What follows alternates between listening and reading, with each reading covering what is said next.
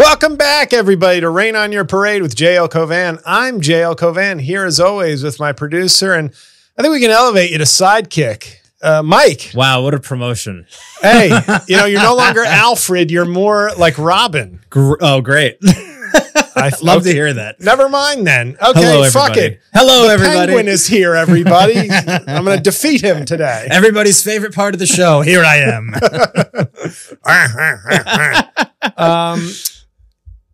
Yeah, we're here. We're not queer, but we're accepting. Get used to it. Yeah. Mike, I always have this funny thing now when I'm walking around Williamsburg, Brooklyn on the way to the show. I had Shake Shack today. I wanted to be healthy, but I wasn't.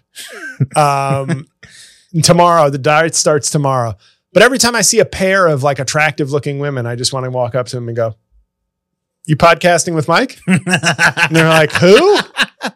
I seem like a weird foreigner who doesn't really know funny. I'm like, "Podcast with Mike?" No. Okay, I thought two hot chicks doing talk with Mike. But yeah, we're here in Williamsburg. It's getting cool, so I've busted out the, as Laura calls it, the communist shirt. I'm thrilled. You have no idea. For the audience, I've been telling JL for months that I need him to switch up the wardrobe a little bit because it's always a blue plaid checkered shirt. And I can't tell any of the footage apart when we put this show together because I'm just like, was he wearing blue that week also? Yeah, and also obviously he's watching the footage going, fire, fire, fire, hot fire. I can't remember. Are all the episodes just fire?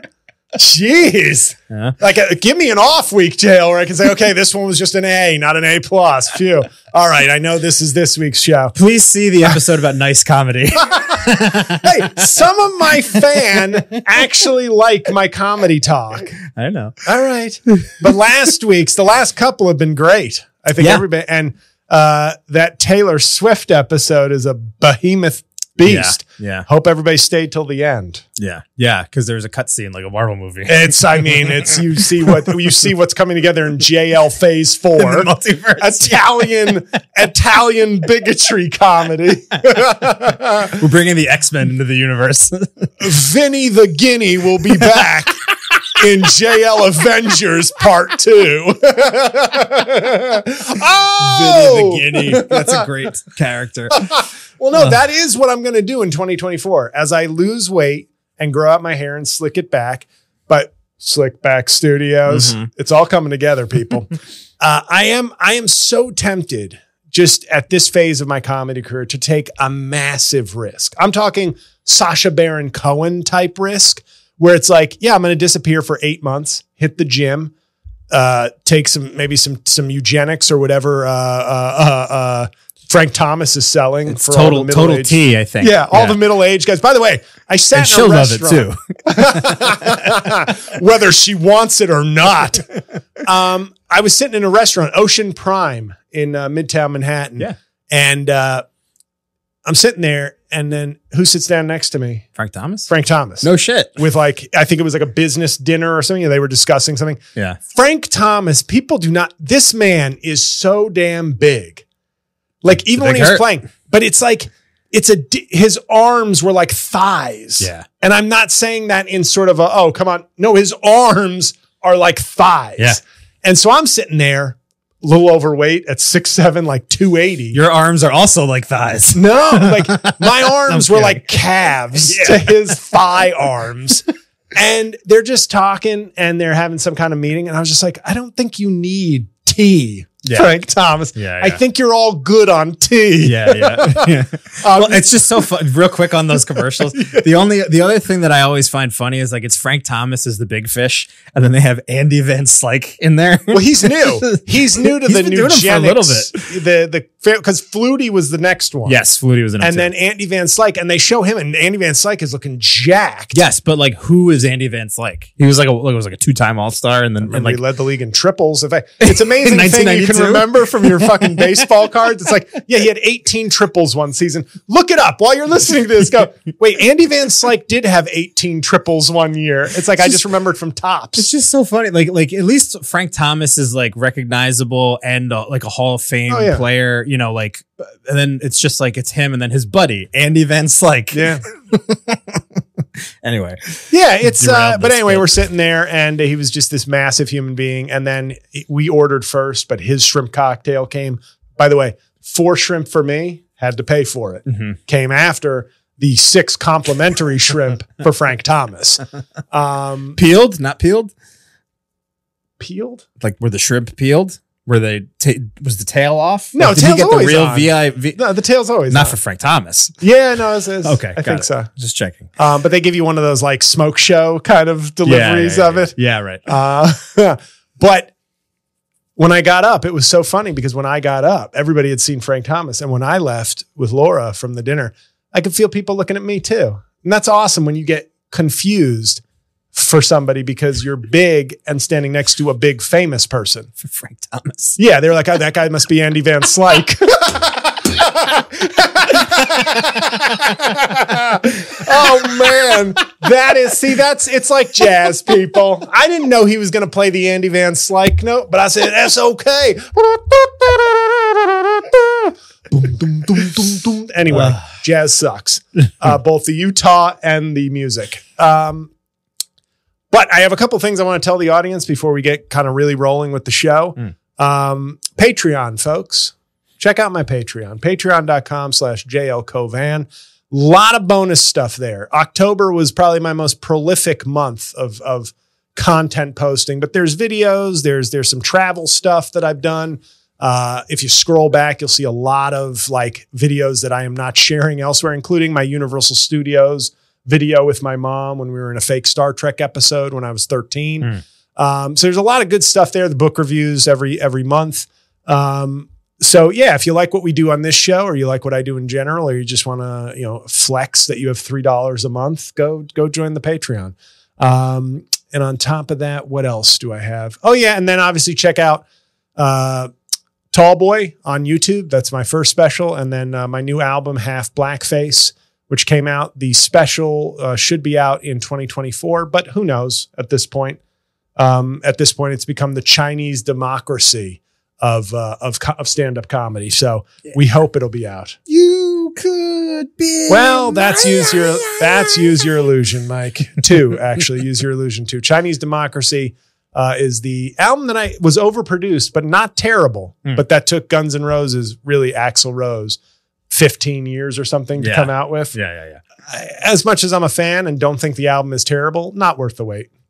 Never is, man. Well, Half Blackface is. Thank you. I'm glad you set that up. And then I knock it down. Half Blackface is worth the wait. You're not going to see a better special. And now we'll save all the rest of the comedy talk for the comedy segment at the end. Mike's favorite. He can hardly wait to get there. I love it. I love that we're pushing it to the back. Well, I'm becoming, that's what a lot of the scouts for the professional podcasting league are saying. They're watching game tape of me and they're saying ever since JL kind of took his raw talents, we already knew the metrics were there, but would he ever put it together? And they've been watching the tape and they see that your guidance, your off camera coaching, as well as your on camera shenanigans are starting to make me the, kind of the Giannis of podcasting. Like they knew, okay, he's got the length, he's got the athletic, it's all there somewhere. But now you're seeing it shape into 2-time MVP form. I tend to, well, first off, it's flattering. Second, I agree. Yeah. I mean, I think that the show's taken big steps. We have a structure. People seem to be digging what we're doing. And, I've really, dragged you kicking and screaming to a place where we mitigate the comedy ramblings of one JL Cauvin. No, instead I go home and cry after the podcast instead, which is better for the listeners. Worse for me. Ask Kobe Bryant how much crying he did in public. Well, I can't ask Kobe Bryant. Well, wow, that was insensitive. Yeah, you're right. But I would like to ask his wife out. She's very attractive. Yeah, I've always liked her. And my guy, Karl Malone. We share that. My basketball hero until a few years ago. Right. We shared an attraction to Kobe Bryant's wife. I don't know if I have the confidence to walk up to a Latin woman and say, I'm hunting Mexican girls tonight. But Karl Malone does. Karl Malone has that BSE, that big stalker energy. Yeah. And they don't get much bigger in the stalker community than I don't think it's Karl possible. Malone. Right. And Karl Malone, by the way, great basketball player, not maybe a great human being. Yeah. In fact, let's just say it. I'm going to go there. not a great human being.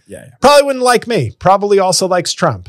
Real quick, is he worse of a person than Pete Rose, or are they on the same? Are they in the same tier of what bad did Pete guy? Rose do that would rank him there? Well, Pete Rose also allegedly had an underage thing. Well, did he produce professional athlete children from that underage dalliance? Who is Karl Malone's? His son from that relationship made the NFL. He played 4 seasons for the Buffalo Bills. So how about a thank you?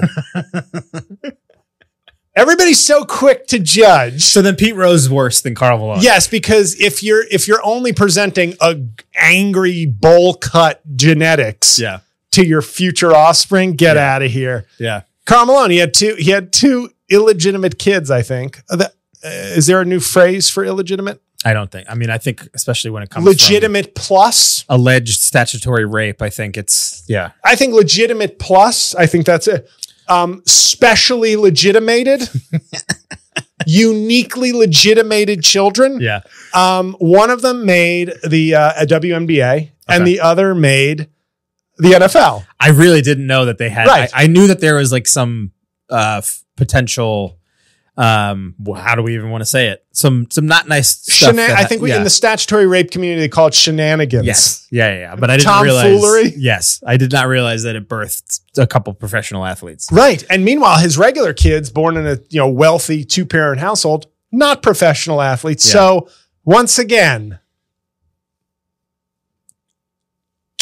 Okay. I'm just saying, you weigh it out. Yeah. You weigh it out. You see, okay, there's some pluses and minuses here. Yeah. And also, as I've said in previous iterations of this podcast, not that I want to defend what he did, because I'm pretty sure Karl Malone wouldn't like me. I think he's probably to the right of Charles Barkley. I don't think he likes anybody. Yeah. He's not. He's a very prickly guy. But let me tell you something, and I've said this before, not here, but on other places. He very few people are going to go up to Karl Malone and give them a piece of their, even at 60. Yeah. He's still humongous. Jacked. Yeah. He is still, very intimidating. Yes. And I think will not brook any dissent. But this is a great way. I mean, I didn't think we'd get into a parenting discussion via Karl Malone's vast deference. It's not usually how you segue into a parenting discussion, right. But we get creative here. But the good news is, everybody, I'm not going to be a parent. Officially? Right. No, I don't. I wanted them to think like, is JL going to be a dad? I see. All right. Yeah. So I just wanted to take them on that 3-second journey of like, wait a second, JL's talking. JL? No. I'm an uncle though. And I'm the first, I am an involved uncle, but I'm also, I don't like it when people go overboard praising the work of uncles and aunts. Why should they? And I had an uncle who was, in my experience, my dad was foreign born, came over when he was 30. He's from Haiti. And so my uncle lived across the hall from us. It was like a very R-rated language sitcom, my entire upbringing. But he lived across the hall from us in the building. So he was basically as immediate family as an uncle could be. And he filled in a lot of the gaps kind of culturally, sports, the things that, my dad liked boxing and soccer. He didn't like the sports I played. Right. Really. Like, not that he didn't care that I was playing, but so my uncle was as involved as you could be, but it's still not the same, obviously, as a parent. So I'm not here for one of those aunties and uncles, like they're the real heroes kind of thing. But I am involved. Like my younger nephew is a sort of high-level soccer player, relatively high-level soccer player in New Jersey. And he just finished up a very good junior season. And now it's time to go find a club team. And this is one of these phenomenons that I said, I kind of want to talk about this a little bit. And I know some people are like, when's he going to talk politics? I do want to talk about congratulations to the state of Ohio for enshrining the right to, let me get the language right, butcher children in the womb is now a constitutional right in Ohio. So I'm just using the language that they do. I wanted to get it right. No, but abortion is now enshrined in the Constitution because the Republicans, they were the dog that caught this is actually all parenting related. Yeah, tie it in, Karl baby. Malone, abortion, Let it rip. youth soccer. It's all really under. You can't get me on this one, Mike. You can't. I'm carving out a wide berth for parenting talk. I'm seeing the clips in my head as we do this, you know. So but Ohio, I did here's the one politics moment before I get back to the more focused topic. It is interesting that like it took Trump actually doing what Republicans have been threatening to do. He actually, and I'm never going to compliment Trump except for now, he actually did what they said they were going to do. They've always used this abortion as this kind of like, liberals are killing babies. You got to give me money and vote for me. You got to give me money and vote for me. They're killing babies. Then he stopped it. I mean, he ended Roe v. Wade with his judicial appointments. He knew what he was doing when he put them on the court. That wasn't a mystery that Amy Coney Barrett wasn't like some sort of, Amy Coney Barrett combines the like cult evangelical vibes with the Catholic Church. It's like she's like, how do I become the most evil Christian? and I say that as a kindly Stephen Colbert type Catholic. Mm-hmm.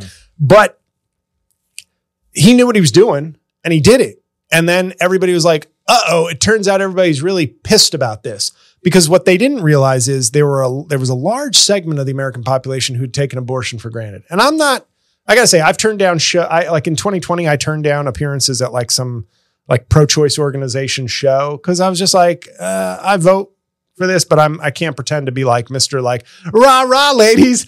When did you have your first abortion, Busy Phillips? Tell me all about it. I'm more like somber when it comes to it. I know that some people feel it's something to be celebrated. It's an empowering thing, but I'm more of the like, it's all sad. I get that it's got to be, I understand the need for it. Yeah. But I'm also not, we did it, everybody. Like, yeah, I mean, I think you get what I'm saying. I'm just saying that's why. So I don't want this to seem like I'm just some like, I'm taunting and saying, I get it, everybody. It's got to be on demand all day, every day, whatever. Like but it was very telling how much this has turned in the country, how big an issue abortion has become, because what it really tells me is a lot of these women, and I think it's a lot of white, it's not exclusively white women, but I think it's a lot of white women kind of just were comfortable being like, well, it's not going to be my abortion. Right. Right. Fair. Right. It's not going to be my abortion. So I like low taxes. My husband, we've always been sort of right of center. And I can take for granted that like Republicans will never be able to undo the things that secretly might make me a Democrat if they were on the table again. So let's roll the dice for low taxes. And because, those people sometimes like creep me out or like make me uncomfortable. And let's see what happens. And then they saw what happens. And it just showed you how many people weren't that say this issue is important, were either not taking it as important or were like hiding behind well, it'll never happen. So we can starve our schools of funding and we can treat immigrants like shit and we can live in de facto segregated neighborhoods and it'll all be okay. And I'm still going to get an abortion or my daughter will be okay. But those people who are on the front lines and can have their rights taken away in a minute or two, fuck them because I'm going to be fine. Right. And then they realize we're not fine. Yeah. Get out in the streets, ladies. We've got to vote. And it's like, this is the problem. You have to treat democracy and the rights you care about, whatever side you're on, as an active, never-ending struggle. And that's in a way, a creepy thought. Oh, it's horrifying. But it is, plain and simple. And but it tells you that a lot of these people didn't think their rights could go away. So on that note, with people who didn't have abortions, youth soccer parents, or at least these particular children were carried to term. There is a weird thing going on. And I've been noticing this, because I've seen it from my nephew from like the age of 10. It became this de facto thing. You have to do the club teams. If you want to play in college, you have to do the club team. So it's like your high school team has become like less important. And I understand that if you are a McDonald's All-American in basketball, where it's like, you're on a different level. You are already on the professional track. But this has now become, I think, kind of a grift in youth sports. And I'm sure there are parents out there who know exactly what I'm talking about because this is a broader trend, I think, in parenting that I'm seeing, but you have to it's a race to the bottom. In other words, it should be when I was a kid, I played soccer, and then I played basketball, and then I played baseball. And the only time I gave up soccer and baseball wasn't because I had to do extra training for basketball. It was because I wanted to walk dogs for money in the fall and spring. And basketball was the only sport I wasn't willing to give up my walking around money for. Duchess, R.I.P. Rest in power, Duchess. Greatest dog. And I love Cookie. The only dog that can compete with Duchess is Cookie. But Duchess, I think, is the single greatest dog. Golden Retriever I walked for many years. Rest in power. He died. And here's the funny thing about Duchess. They brought her in to put her down. This is how great she was. She died before they could put her down. So the owner never had to make the decision. She died like on the operating They brought table, they brought her to the animal hospital. Yeah. And we're going through it. And she passed away in the animal hospital before they had to put her down. Wow. Duchess, you're a real one. You were the best. Tragic story. Well, but beautiful. Beautiful. I Yes. think beautiful. Tragic, but beautiful. Yeah. So, and I don't think dog parents are parents. I want to clear that up. No. Okay. No. Love my dog. Yes. I'm not a parent. Yeah. But I love Cookie. Cookie's the best. Second best, actually. Don't tell her. I don't think she listens to the podcast. But I see these youth soccer teams, like it becomes this thing where the cost, I remember my nephew, it was like they were doing a trip to like Texas. And these things, they don't care. They act like they're too important. They're like, yeah, we've got one game Thursday and one game Sunday night. It's like, these are school nights. And now I have to miss like Thursday, Friday, and Monday traveling back for an extracurricular team. And it was like, they charge out through the moon. I'm telling you, there needs to be an investigation into these like youth club teams because it's this fertile ground for grifting. And the reason it's fertile ground for grifting is not because of the kids. It's because of the parents. Because the parents have been convinced that if they don't do this, their kids will be behind. Yeah. And that's sort of, we have this in this country now. There's a big parents movement. That's how you get people to do anything. Like if there's a person reading a book to your kids, like it's, you don't say, I hate gay people or I hate drag queens, or you say we're protecting the kids. And it becomes this thing with these club soccer teams. They're expensive. I don't know how much they actually do because it's like, I guarantee you a majority of the kids that my nephew has played with on club teams are not playing in college, but they've just paid, like they go to public school. So they have extra money to be like, but we can pay an extra like $5,000 for an extra curriculum. It used to be $75 for my soccer league in my neighborhood. I'll tell you what too. Because this was starting around when I was like a kid, I guess. Because you're like 10 years younger. A little bit younger. Right. Yeah. And I can tell you straight up that the kids that played when I got to high school, those kids that didn't play any of those extracurricular things, they were way better. And they eventually didn't fucking end up playing in college or whatever. But like the kids that you would just like see out in the street and you'd be like we had this kid, Justin Thompson, who was like one of the best athletes I ever saw as a kid. If we played like in the street with him football, it was like, oh, fuck.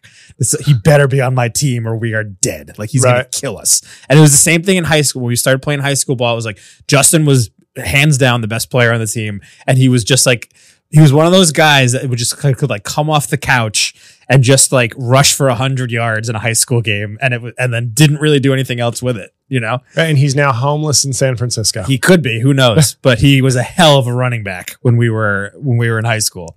Well, there you go. And but what I've noticed now, so now I went to my nephew's high school games this year. And by the way, side note, tons of racism in New Jersey soccer. No shit. But it's like New Jersey is stealthily very racist. Yeah, New Jersey is like What's the I'm trying to think like the equivalent of like in the streets and in the sheets.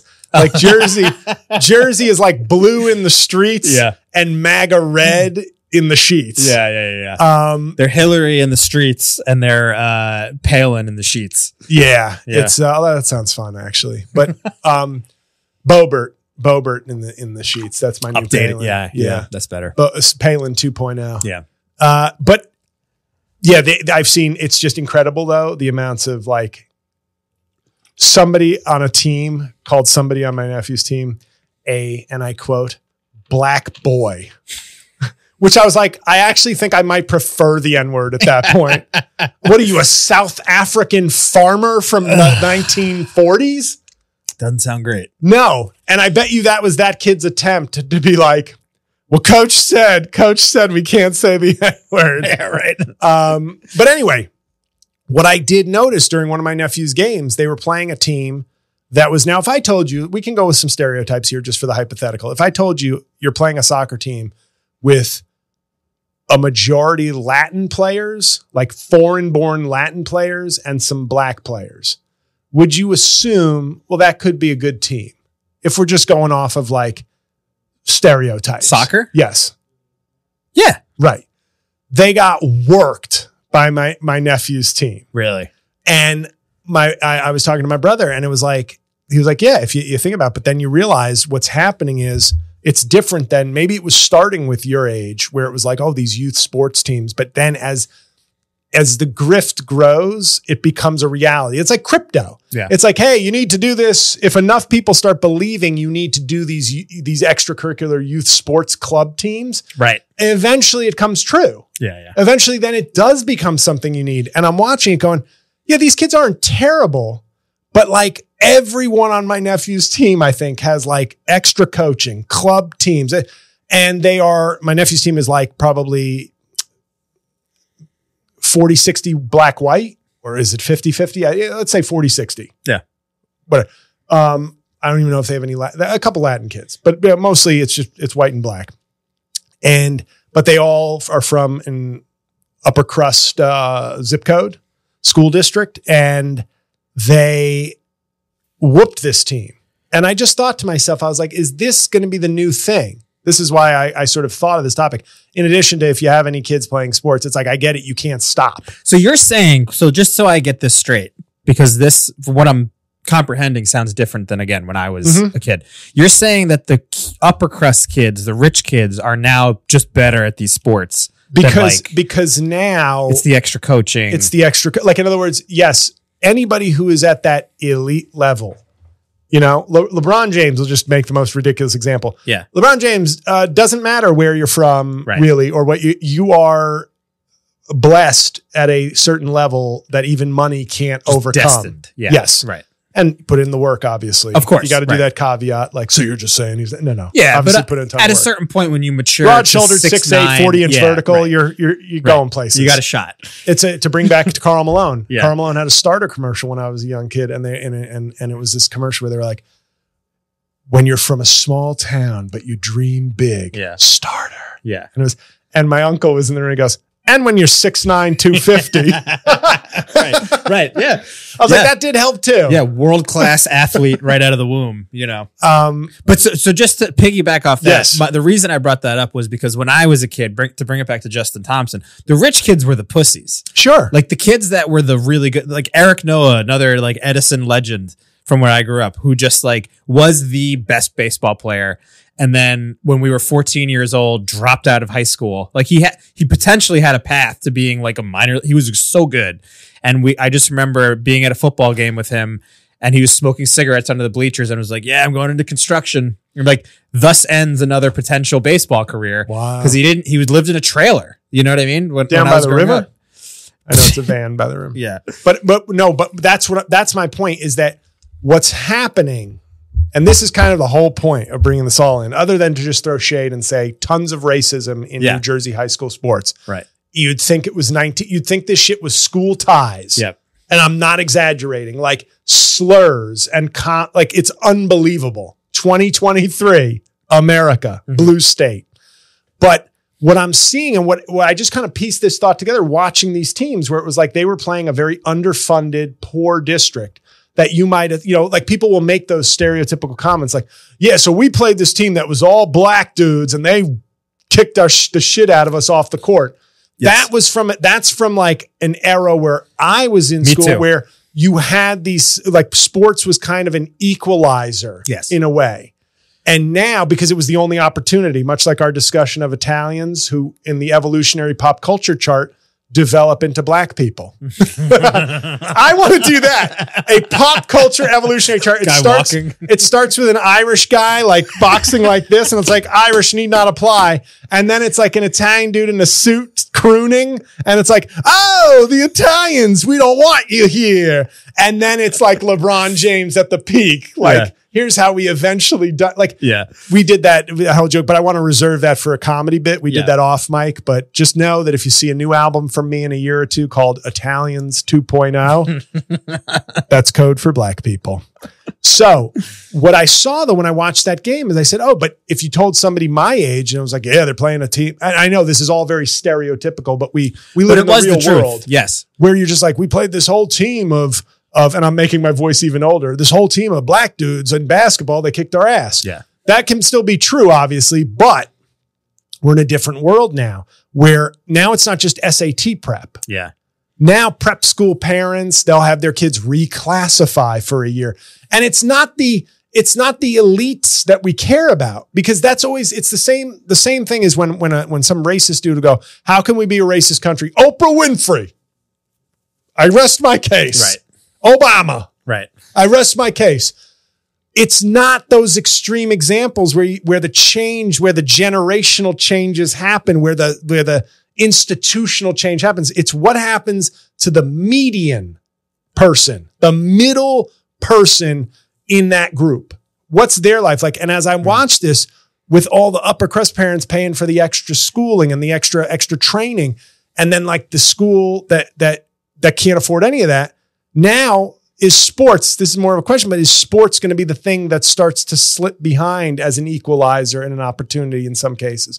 Because the greatest, the best of the best will always kind of rise. But in the middle, will there be like mid-level scholarships disappearing because like the person who maybe is from a shitty school or shitty neighborhood or shitty background had that chance, but now just like SAT scores can be influenced by SAT prep. Like, oh, you know, they this guy got a 1400. This person got a 1080. Mm-hmm. Is it going to be the same thing for sports? And I had that thought, like, I can see that being our future, where you have this school where it's like, yeah, they're not bad.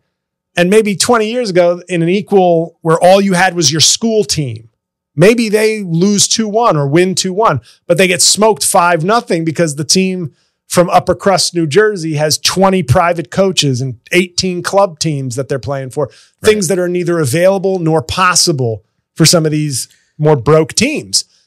And the reason I think this is happening, and then I want to broaden this into more of a discussion and an indictment of parents in their 40s and 50s. I feel like parents today can't say no to their kids. It feels like. Yes. In a way that my parents can't super comfortable with. Will not, just won't. Right. You know? And I think we should take a break there, and we'll condemn parents in general, not just in the sports context, when we get back.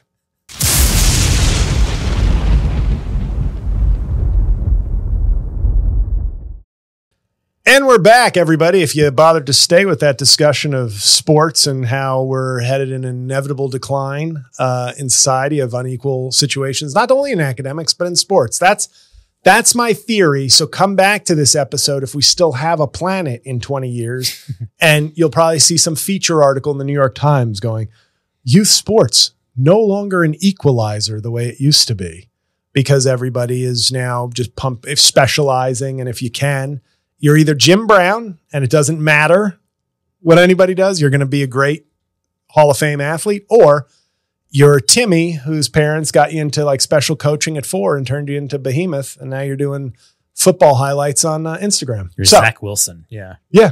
Oh, God. Yeah, I know. Well, at least he's finally getting his comeuppance.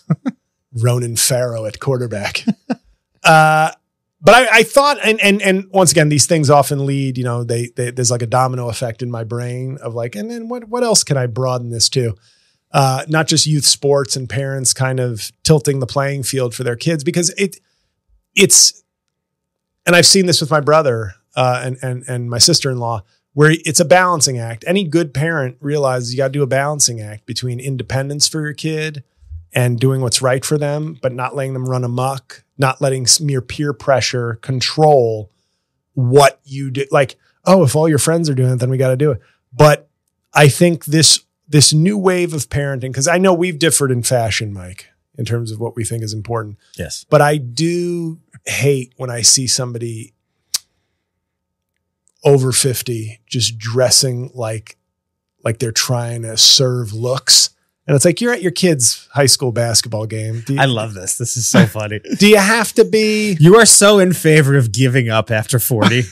No. So funny to no, me. and here's my philosophy. It's not you're 50. You're finished. It's not that. I know it sounds like that, but I think I come from a school of thought.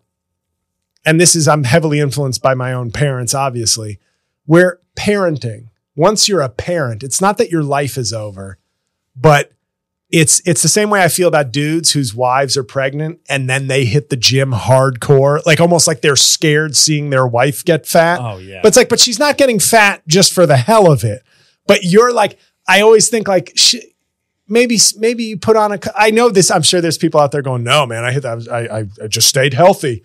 But it's like, wouldn't a couple sympathy pounds in terms of, hey, I'm stressed too, even if it just sends the signal, I'm with you. Yeah, right. We'll get in shape together.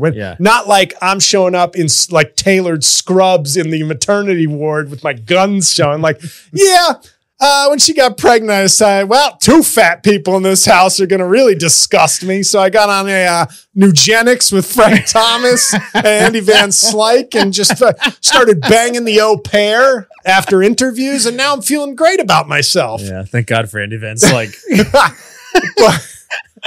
but Mike means thank God for Andy Van Slyke providing the only 2 punchlines this entire episode. And no, so I think that's my mindset. So when I see a parent prioritizing like, hey, look at I'm always kind of like, I have this mindset of a parent being like, your role now is parent first, then whoever the fuck you want to be second. Mm-hmm. If you're going to, without being flippant, whether I'm wrong or if a psychologist would say, no, you have to maintain your identity and not lose it, or else that can be damaging to the family. Sure, fuck it. I don't want to see you in $1,000 Balenciagas and fucking ripped jeans and a V-neck shirt like you're going to the club. Just dress like a parent. Let me ask you a question before I move on. Yeah. Do you understand, even if you disagree with me in terms of my denigration of fashion, do you agree with me that there is a level of like, are you putting too much time into yourself as a parent? I think there is. So as somebody who's not a parent, I think that apparently, I think that kill me. I quit. I think that there is, listen, I think if you've always been that type of person that cared about your look and was a little vain, or I'm a little vain and I'm aware of that, then I think that's one thing. But I think that a lot of people have crises. And what you're describing, I'm describing what I almost instinctively view as a crisis. This wasn't your look. Right. That does happen. Right. Who's the guy from John and Kate +8 who all of a sudden he John? had like, well, John. Yeah, right. John. Good guess. It was Good John. Guess. John Gosselin, I think was the guy's name. But all of a sudden he was this in Barbie. The different Gosling. Okay. John Gosselin, I think anyway, that guy was, he was like a dad on TV on this reality show where they had a ton of kids. And then he had this like breakdown. They got a divorce and he started wearing like Ed Hardy shirts and he just looked insane. Right. Cause he had this like, listen, man, I think that you do have to maintain some level of like yourself. I think it's probably impossible when you have young kids. You're just kind of like taking care. But I mean, I think that's what happens when people get into those latter stages of like sort of the cruising phase of marriage and having a family. That's one of the things that scares me about getting to that point in my life. I don't want to just like be those bags under your eyes, just looking like a fucking haggard disaster. It's a frightening prospect when you start seeing other people living like that and you're just kind of like, shit, I'm destined to look like shit and like forget the last time I showered because I have a kid like bopping on my shoulder and that's my fear about marriage and all that has always been it's a sacred covenant with God and violating that. Not if I'm serving looks. Well, no, you're a Christian and I'm a, I put too much, a villainous Jew. I put too much, I think pressure on marriage in my head where it's like, well, you screw this up. It's all over. I'm like, with God, just with everything. Yeah. Like I don't think you're right about that though. That's how it feels though. Do people get divorced like crazy? Not my parents. Well, and let me tell you something. They had every reason. I admired that commitment, but was also terrified of it. Yeah, I know. And that's JL's approach to marriage summed up in 2 sentences. But what I see, and without the fact, what I have noticed, and I think the thing that scares me more about being a parent, which I may never be, but is you are now at the whim. I felt like my parents had full control. And I'm sure there's a psychologist out there who's like, well, no, they didn't give you enough autonomy as a kid. They had full control. They were the boss. They were the full authority. Me too. And I think they could have handled certain things differently, but I also think that in many ways that felt like an appropriate. It wasn't parenting by committee. It wasn't parenting by what else is everybody doing. It was, this is how we do it. Yeah. And what I've noticed is, and I noticed this with my nephew getting a cell phone. He was last among his friends, I think, to get a cell phone. My brother and his wife were basically just going on the medical literature, the child psychologist. Everybody says like, cell phones and especially social media, not good for them at the developing age. Terrible. But what happens is, and this is a joke I've written where I said, it seems nowadays, at least I think as the cell phone becomes more and more ubiquitous, you can only be as good a parent as the worst parent in your child's peer group. Because what will happen is, hey, we're all 10. We all agree that's too young for a cell phone. Yeah, we all agree. But then James's dad is like, hey, buddy, I'm going through a little bit of a crisis. So let's get matching $300 sneakers and I'll get you a spare iPhone on my plan. Cause I'm the cool dad. I'm cool. I'm not a loser just because, I know I could get with your teacher. I know I could. You don't know who I was back in the day, but instead I'm not going to do that to your mom. Instead, we're going to get cool sneakers together. And then I'm going to get you a cell phone. And now James is walking around going like, yeah, my dad got me a cell phone. And then Mike and Timmy are like, Mom. Yeah, no, James has one. You said when my friends got one, I could get one. And then like the other kid, Timmy, is just, he's the real piece of shit. He's like, you cunt, Mom. And his dad's in there like reading something going, Tim, we don't use that kind of language. We've talked about that. That's, I respect your voice and you're obviously emotional on this, but we don't use that. We certainly don't say the C word, son. Yeah. Fuck you, Dad.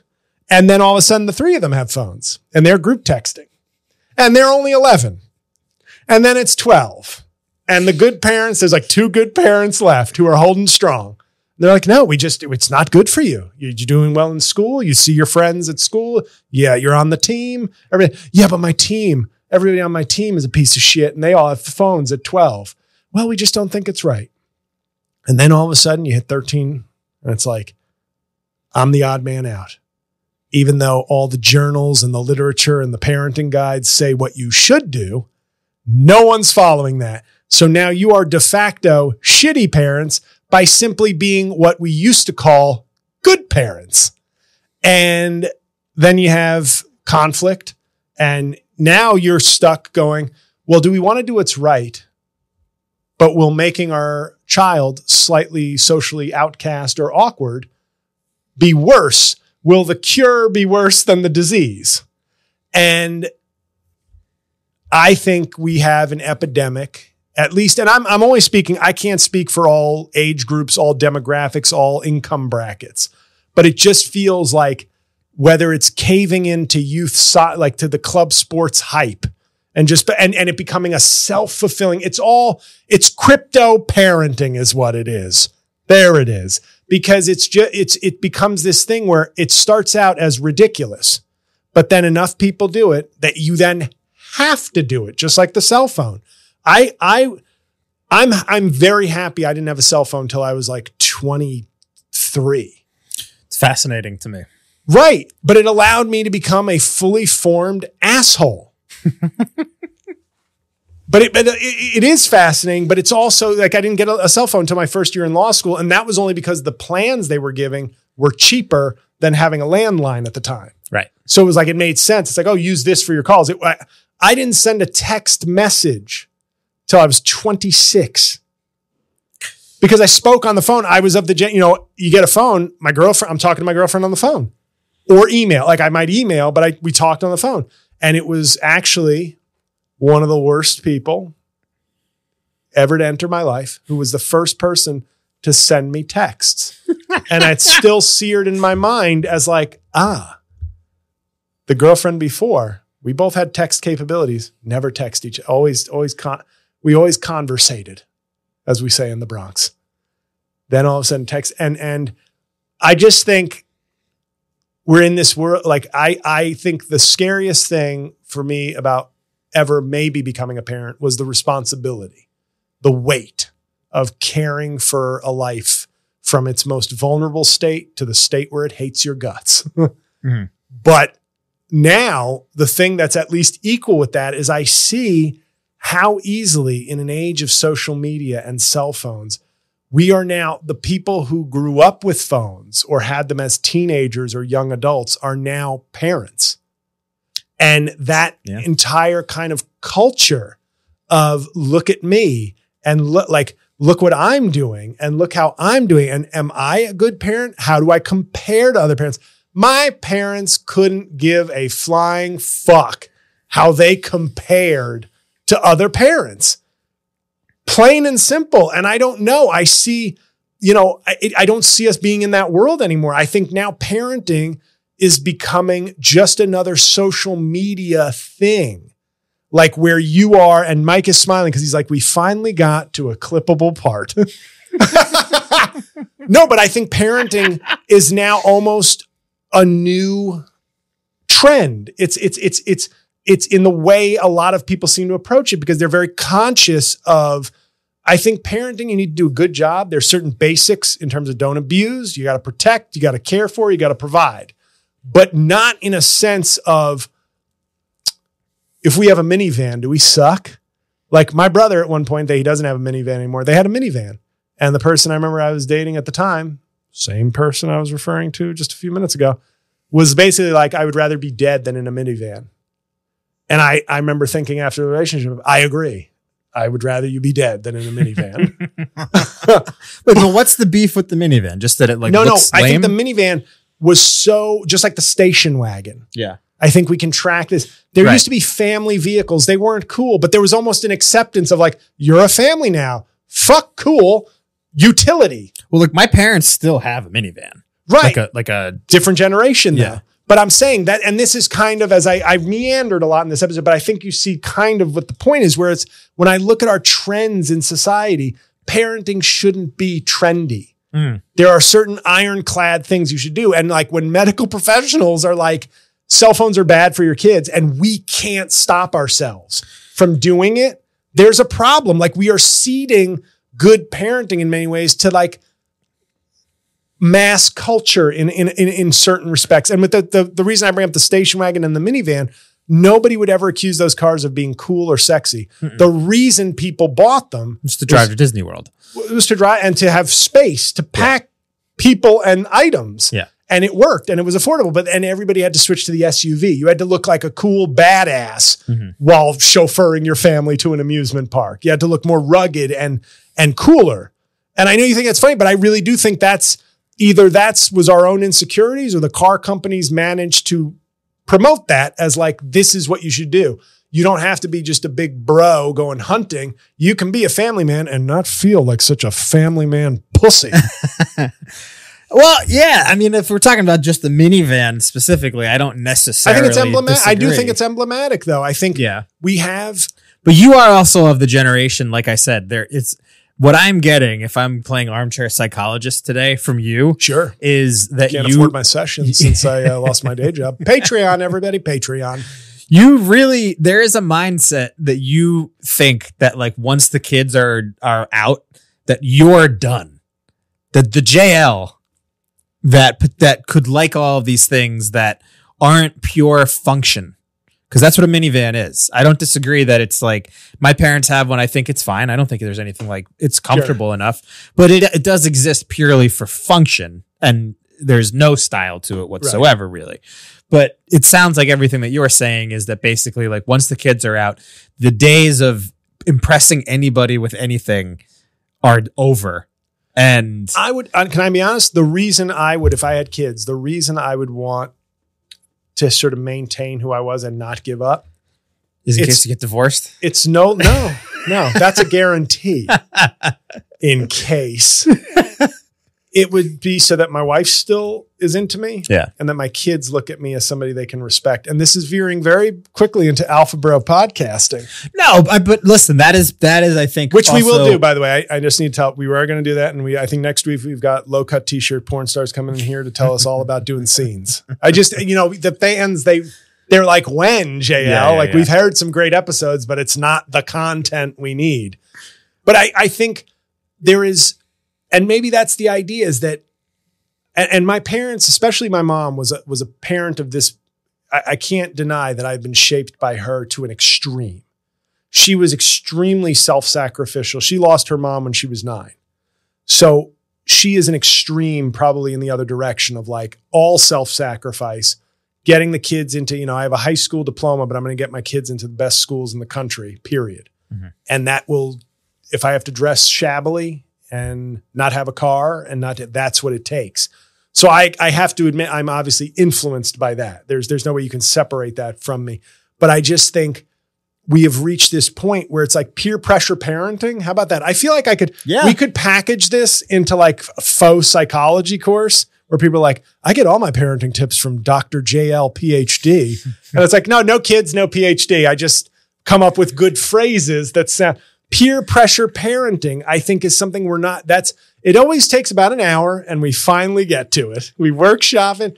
That's what it feels like to me. Whether it's the cars you drive or letting your kids use cell phones when the experts say they shouldn't, this kind of peer pressure, I want my kids to be cool, that will, or not ostracized so that I don't feel ostracized. Hey, when Cookie goes to a dog park, for Christ's sakes, and doesn't play well with other dogs or is like shy, I feel embarrassed. I'm like, damn, my dog is a loser sometimes.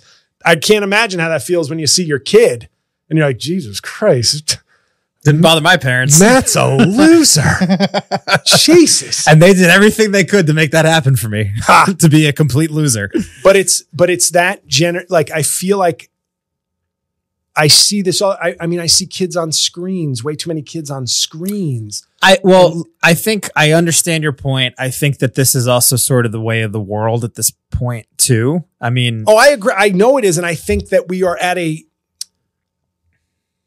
this is all pure speculation, but it's my gut instinct. And my gut is more right than wrong. It's not 95-5, but it's 55-45. Yeah.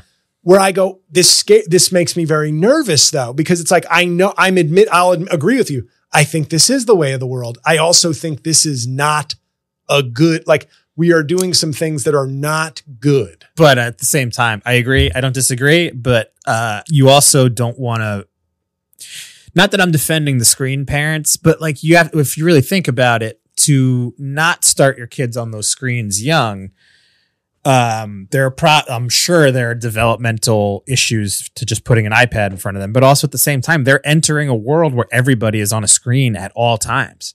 Like at this point, look at my fucking setup here.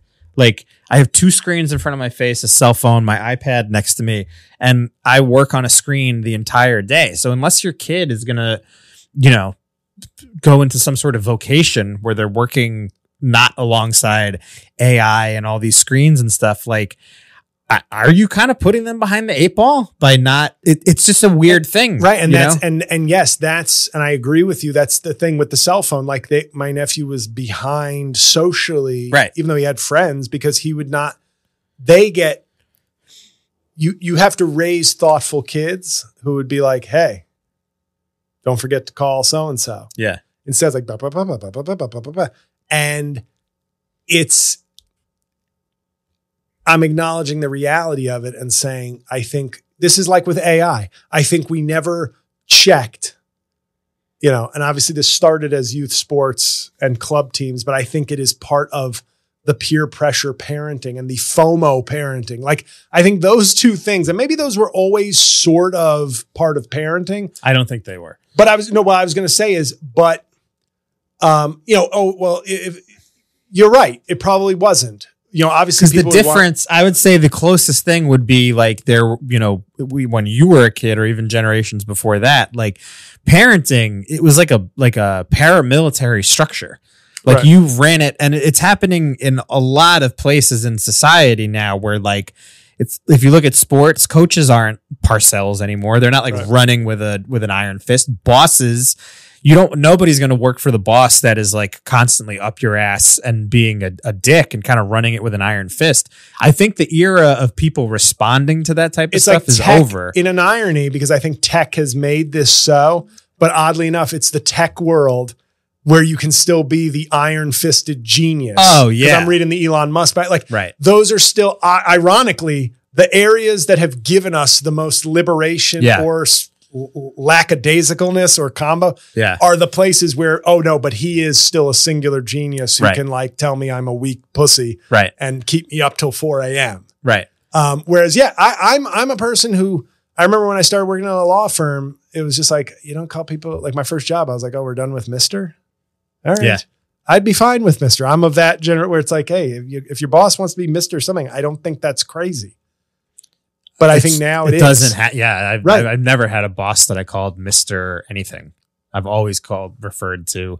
But I mean, even with parenting, there's just, my parents, I have a good relationship with my parents now, and we're like kind of more friends as an adult. But like as a kid, you don't see a lot of kids getting dragged out of the mall by their ear anymore. And I think it was more embarrassing when I was a kid and when you were a kid for your kids to be out of control. I think people would just be like, what the fuck is going on? Whose parent, whose kid is that? Get the fucking kid, get that kid under control. What are you doing? And now you go into people's houses with young kids and the kids are throwing things down the stairs and their response is like, well, we just don't want to give it any attention because it's like a response thing or whatever. That shit would have never flown in either of our households as a parent. And I know that times change, but it's just kind of like now, if you did some of the things that my mom did when I was a kid, I can literally remember being dragged out of the mall in Jersey, like by my arm, and another parent coming up to her being like, you might want to like not do that. And my mom be like, don't you fucking dare tell me how to raise my kids. To quote Step Brothers, did we just become best friends? Well, yeah, because I hear your experiences. I did the same thing. It's like immigrant shit. Can I tell you my story? Yeah. Barnes & Noble. Okay. My mom, that was her one indulgence. Yeah. As many books as I wanted. My mom loved Barnes & Noble too. Yeah. So we got 6 books. There's one other book I wanted. So it's now a Lenny's or a Lemwich near the garden. Yeah. That used to be a Barnes & Noble right around there. Yeah. We're leaving that Barnes & Noble. And I have like a down look on my face. I'm 6. Yeah. And she goes, what's the matter? I go, well, there was that one other book I wanted. And she was like, are you fucking kidding me? I just bought you. And a woman walked by and said, oh, very nice. And my mom looked her in the eye and pointed her and said, fuck you. Yeah. And, and as a kid, you're like, whoa, my mom just told a stranger who in 6-year-old world is the most dangerous thing on earth. Yep. Fuck you. My mom is not to be messed with. Yep. I'll never forget my mom pulling me out of the Disney store and literally snapping. Because, I mean, my parents, same sort of thing. Like, my parents are from Brooklyn. Like, my mom has a real attitude. Like there's absolutely no one fucks with my mom. Maybe a little more now. When I was young, straight out of Brooklyn, no way. And my mom, literally, I was crying and my mom had me by the arm. We were like walking out of the Disney store and like Woodbridge Mall or something. And some woman literally was just like, oh, like great parenting or whatever, like the kid's crying or whatever. My mom snapped on this woman. And you're right, man. It sends so much fear down your spine when you're just like, she's like Thanos. This is like an untethered, Right. you know what I mean? Like no one is stopping this woman. I'm in trouble. And she is like, until she is like settled, I am not going to be like, I need to be afraid until but that is the thing that happens with these kids where it's like, you know, we both turned out all right. And like, we're accomplished enough and we're like adults with like self-sustainable. I'm not accomplished enough. But we have it together enough where like I do think my parents in hindsight did a good job, and I'm like myself and my sisters were like respectful people and you know, like we're good people, but like, you know, there was no room for us to run amok as children. We were disciplined, you know. And it just makes me think about all these things. My mom would indulge whatever I wanted within means if she could. But I feel like if I was on a traveling soccer team or basketball team, a traveling basketball team that had to go across, like in 8th grade, had to travel to like Texas, she'd be like, no. Yes. And my mom did do that. I am the baby of the family, so there's that difference. So maybe she definitely indulged me more than my brother, but we were like, before I showed up, financially struggling. Yeah. But I think my mom was in a better situation and might have been more indulgent, but she probably also would have been like, you're missing school for what? Yeah. And I think with the cell phone, you never know. But at the same time, it's like, because my mom wasn't a parenting journal type parent. So it's not like, because if she was, then she would have been like, oh no, you're definitely not getting, I should also stop hitting you a lot, but you're not getting this phone. Of course not. But I just, it worries me that if I were to become a parent or not, but I look and I feel like we have a generation, and maybe it's cyclical. Who knows? Maybe some of these kids will grow up to be like, our parents were too loose.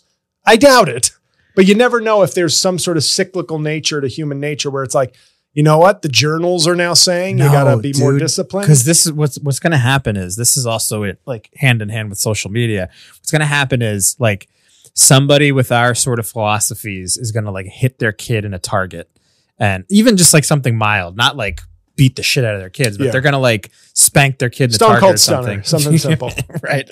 And it's going to hit Twitter and it's going to go viral. And then all of a sudden somebody is going to like lose their job because they like spanked their kid in a target. And it's just like, can you believe this guy like spanked his son's ass in the target? Whereas like when we grew up, that was not only common, but it was just like, dude, like that was the way you disciplined kids when we were kids. We got hit. And we didn't get, my parents weren't alcoholics. We weren't getting hit for no reason, but like that was part of disciplining when we were kids. It's just not anymore.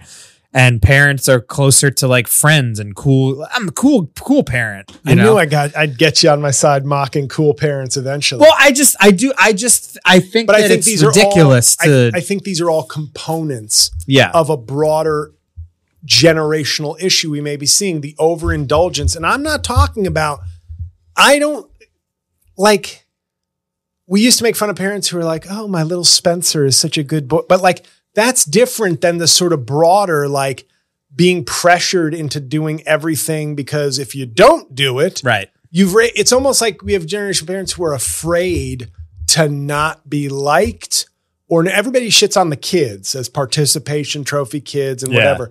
But I think there's an element to the parents. It's like, I want to still be cool, but I don't want to deprive my kids, and I don't want to be fucking up. But it's almost like a combination of the dangers of combining the I still want to be a cool person parent with but I'm also very susceptible to the grifts that abound that I must get my kid this. They've got to do youths. They got to do club sports, even though it's too expensive, and they got to have a cell phone, even though that's not necessarily good for them.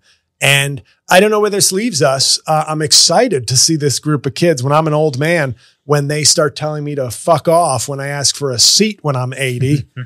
I think we will have reached, a great time, and we'll hopefully be back here in Williamsburg for episode 10,722 of the show. Like, I was on the train and I asked the person if I could sit because I lost my leg due to diabetes. And they pushed me and pissed on me and said, you don't tell us what to do, old man. Your time is over. And their parents applauded them for showing initiative. So This has been, I think, a long one. We're going to be right back with a quick comedy talk. I think Scott Pelley should maybe make another appearance. Why wouldn't he? Okay, so we'll be back after this short break.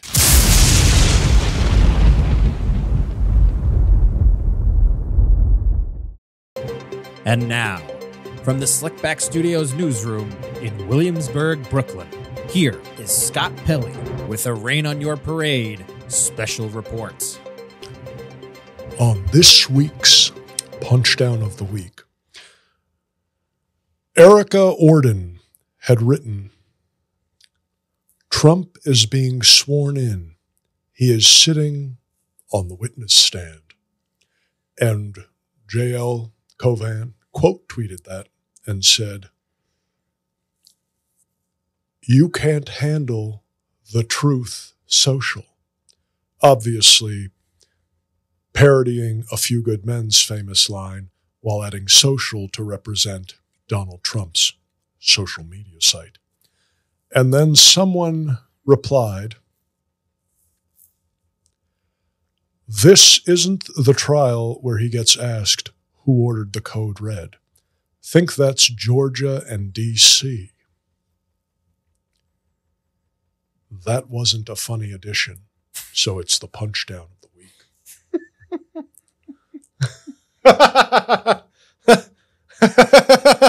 Why do you like that so much? I like when we bring the impressions in, but I like when they're in a controlled environment like that. Of course. Yeah. All right. Well, yeah, there's your punchdown of the week. It was, I know I probably add too much with the impression, but it was just such a, just let the jet, there was no, I mean, What is that adding? That's adding nothing, but it was an attempt to be slightly funny, which is why it's a punchdown of the week. Some people can't do it. They can't. And by the way, brother Mike. Oh, Dartmouth's here. Dartmouth East running for president, Mike. Oh, you really, officially you've announced? I know I've announced it's I was going to run in the Green Party, but then I realized that would be too much work, brother Mike, that the party system wants to control you with their Green Party shenanigans. So I said, I'm going to run as an independent. No, but I actually recently just ordered my wig, my Cornell West 24 t-shirt, because I can't do the whole 3-piece suit with cufflinks and like fancy tie. Yeah. I just have to order, I'd have to like buy a suit, and I'm not going to do that. So I got a Cornell West 24 t-shirt, a fro, a fake goatee. Is he really running? Or are you doing the bit? Oh, he is running for president. Oh, I didn't know that. I'm sorry. As a third party candidate. Yeah. Wow. So no, that's a chance to really get that impression into the mainstream. Brother Mike, we have to run. We have to run for president, because we don't run, then we're going to have problems, Mike. We're going to have problems. So, and I bought some like makeup to create a gap in my teeth also. So there's going to be some Cornell West content out there. Exciting. I'm excited for it. But let's talk very briefly about a special I watched. A guy I had heard of, oddly enough, a former coworker of mine who knew I did comedy, had said, have you heard of this guy, Ralph Barbosa? And I said, no. He says, I've been seeing some of his stuff, whether it's on Instagram or YouTube or whatever. But I guess, up and coming young comic, seems very young. If I had to guess, I'd say like, I have no idea how old he is, but I'd say mid-20s, maybe late 20s. But he has a new special on Netflix called Cowabunga. And I watched it, and it was enjoyable. But I'm always one of these, I hate to say this, but I'm always one of those guys who's like, if a young dude, unless he's like 38 and just looks really young and like, I'm guessing he's in his 20s. Whenever I see a young comic blowing up, I always want it to be like, hey, like Bo Burnham is the example where I was like, exceeding expectations. You are incredibly elite. Like there's a reason why you are. Eddie Murphy is like a very good example of like, oh, that's why you were like on SNL and having specials at 21, because you were a fucking comet. And Bo Burnham, I view in that sort of light. I think he is a comedic genius. So when I see a young person, whether it was Gerard Carmichael when he blew up, and I was like, oh, let's see what this guy's got. And I was like, well, he's reading a lot of notes on stage. Yeah, that guy stinks. Oh, well, you said it. But I'm fine with it. I'll own it. No, I've watched how many specials of his? 3. And I'm always just like, I don't don't get it. Yep. I don't, Same. I don't understand, but this isn't about him. But I am always kind of like, who anointed, like when did this guy get because it's one thing to have a style, but then to be a phenom, like Victor Wembanyama in the NBA. Right. That's why everybody was hyping him up. 38 points. If he was going for 2 and 4 every game, you'd be like, I think we overhyped this. Mm-hmm. You wouldn't give him a supermax extension after averaging 2 points and 4 assists or 4 rebounds. But in comedy, we operate differently. Once powers that be determine you are something, you are something. Yep. And once they determine, no matter how much you've done, that you are nothing, you are nothing. That's for the video, people. I'm not tipping the audio. I'm letting Mike have the audio, but I'm griping physically in the video. But Ralph Barbosa, compromise. Ralph Barbosa, it was like a good special. There were some parts I laughed at, but it's still one of those things where I go, whatever. It is kind of like sports. Comedy has become like sports. Like if you see somebody with potential, you just sign them and you get them everywhere as soon as possible, versus the old school way. This is a very old school podcast where it's like, hey, you're now ready to MC. You can feature. You can move up. That's done. That's done. Yes. You're just, once you have some potential, you're in. Like if somebody has decided you're in and you get a special and you're headlining, and it's the same thing I kind of feel about parenting or whatever. I go, the old method did work. We are here. We are still here thriving, doing whatever, because the old methods did work. They can be tweaked. There can be problems with it, but giving free reign to the kids, maybe not the way completely to parent. And giving the up and coming feature acts hour-long specials before they fully, now some of them eventually just get there anyway. But in other cases, like when I watched Pete Davidson's monologue on SNL, I watched it and there were a couple of good jokes, but I thought, this is a guy who was ready to feature, but was made a superstar 7 years ago and has never had to really develop his act beyond what a decent feature would be. Like, as far as I've seen, do you know what I mean? Like, in other words, why would he? What's the incentive? Like, he's been given the keys to the kingdom. It's just so funny hearing you talk about all this stuff, because you're like a baker or a chef, JL. Oh, thank you. You want, except everybody's saying no, chef. you want like you're an artist in a way where the product of the art really matters a lot to you. And that's very noble and that's very admirable. But the industry, I think it's always felt this way, but the industry doesn't care about that at all. Right. And it's just become more and more clear. Yes. That the way things get made now is that people fit a certain archetype that is like kind of hot for the moment. Right. And they just kind of figure out the rest later. And it doesn't really matter if a Netflix special's fine or bad. Right. It's not, the Netflix special is not the thing that's making or breaking anybody. Right. It's just another piece of content that goes out there. The same way you can put clips up on your Instagram or your TikTok. None of that matters. It's just about quantity. And it's about, if you tell people enough with clips and whatever that you are a comedian or an actor or like whatever, then you are, because that's the world that we live in now. It doesn't really matter if you're making anything of quality. And it sucks, but that's the way it is. And if anybody ever determined that I was clinically depressed and wanted the main reason for that, I think that might be it. I think it's the idea that what you do, when you're good at what you do and you find out what you do doesn't matter, it's devastating. Yes. And that's how I kind of feel about comedy in general. And this is not, by the way, just to be clear, I'm saying I liked Ralph Barbosa's special. It's sort of, to me, like, hey, this guy's got some real potential. Mm-hmm.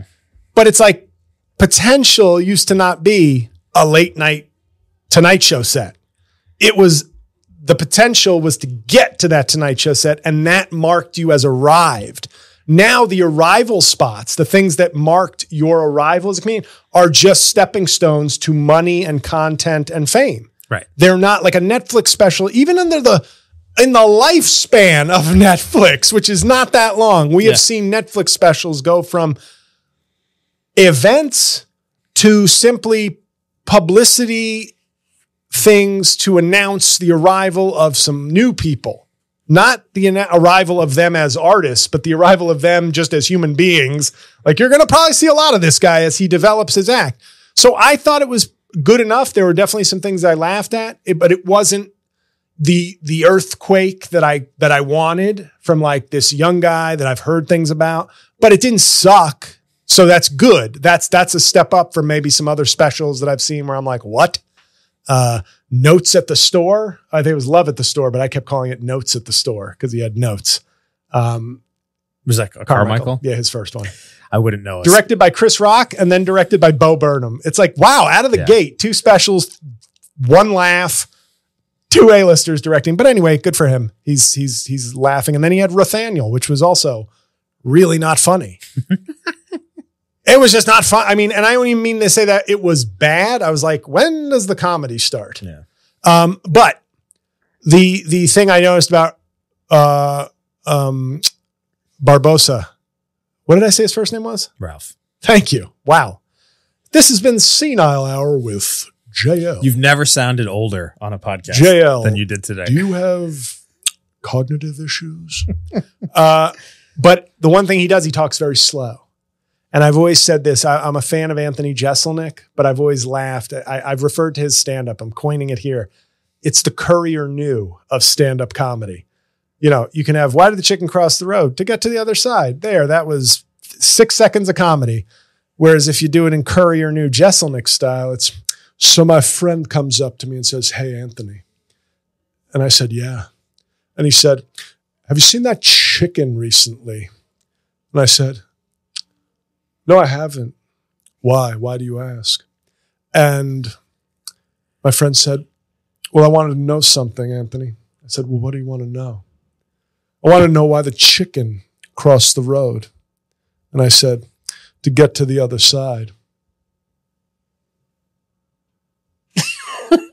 That's the mic down. Yeah. Look pleasingly at the crowd, shocked at what you said. Yeah. And I'm like, if you tighten that guy's act up, every hour becomes like 19 minutes. Yeah. And Barbosa is not that slow and not that deliberate, but I always sometimes watch, not that you need to be like Daniel Tosh, where it's like, I got 98 minutes of jokes into 58 minutes, which is why I still think he is an underrated guy. Do you like Tosh? I don't like comedy anymore. So probably we did it, everybody. It took 1 episode to finally put a nail in the coffin of comedy. Well, Daniel Tosh is an example of I'm amazed. I'm familiar with which he gets jokes into an hour. Yeah. Almost with an ad lib sense because it's so packed. But anyway, judge for yourself. I think I gave Ralph Barbosa's Cowabunga like a thumbs up, but with a industry critique baked into it. Mm-hmm. And now that Mike is pretty much done with me after this episode, I thank you for listening, guys. Obviously, we probably drew a huge audience for the Taylor Swift episode. Let's hope. And now they're back for this one going, I didn't know how old he was. Yeah, he seemed hipper. He also didn't seem like somebody who'd say hip to mean cool. But thank you for listening, guys, or watching. Be sure if you're a watcher of the podcast, please still go on a podcast platform and give it a review. And if you're a listener, go to the YouTube channel, subscribe to my YouTube channel, and you can watch the episodes there. You'll catch some of the little subtle things we do that are only visual. Wrap this thing up. That's a wrap it up. Okay. That's it, guys. I think this is the last episode ever of Rain on Your Parade. So we appreciate you, listening. Bye. We got to wrap this up. Mike has some hot chicks coming into podcast.